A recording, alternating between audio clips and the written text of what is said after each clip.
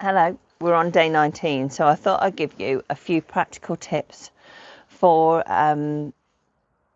when you are selling and to cut down your costs and save some money. So the first one is the one that if you're online, you'll use all the time, and all of those pennies add up. So it's making sure you really are getting the best postage deal or courier deal. So if you've got a local courier, they may be worth checking with to see if they can do you a better rate if you're going to use them regularly, and then buying your postage online being cheaper than in the shop. So that's my first tip. So think about those to try and cut down your cost there.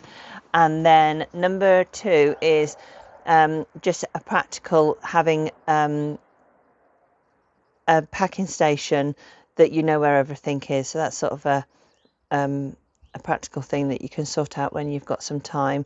So if you're like me, sometimes things can be all over the place, and then you might rebuy tape or something if you're using bubble wrap. Or on the one video from last week, I bought that big roll of brown paper, so that was a good deal. But if you're buying stuff that you don't need, although you will eventually use it month to month, just if you're adding more costs in that you didn't need, it can add up for you. So and also bulk buying on your stuff if you need to, and trying to find a supplier that does the best deal. So a dedicated packing station where you know where everything is, everything's organised, and then when you go to parcel everything up, it's taking the smallest amount of time for you to get that done. So that is that one. And then using daylight. So for your photographs, there's loads of really nice expensive photo setups or lighting setups, but if you can use the daylight, especially in the summer, your pictures look really nice, and also it just saves some costs on your lighting. So if you can just try and find a good place to photograph, which will then become your area that's got good light and not too many shadows. So I saw a trick the other day online. I can't remember where it was or who it was, but it was about having your hands, if you stood, so I was stood in my garden doing that. So if you have your hand and then you want the full sunshine on it, if that makes sense, so no shadows as you're turning around to find the best light. So that was a good tip. Making sure you look after your stock. So you've paid for it, it's all precious.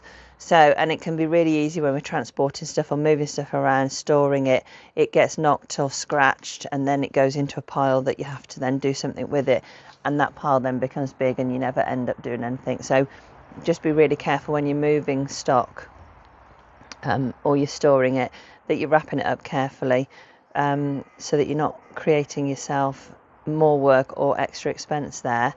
Reusing your boxes and your packaging. So friends and family, everyone is getting stuff off Amazon, so asking them to keep the boxes, because boxes is one of the big expenses when you're selling online, and packaging.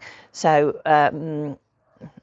go and speak to your local businesses in the high street, and they'll be really pleased for you to come and pick them up, I'm sure, because they have to pay usually to get rid of their boxes and packaging as a commercial business. So if you can go and pick them up, I'm sure they'll be pleased about that.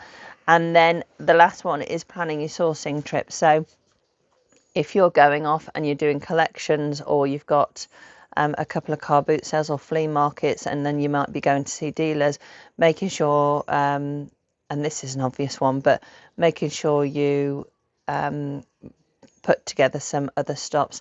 And if you have only got one thing to go and pick up, seeing what else is around, that maybe you could go and get a few other jobs done at the same time. So if you can buy a few more bits to get a bit more profit out of the trip, that helps you.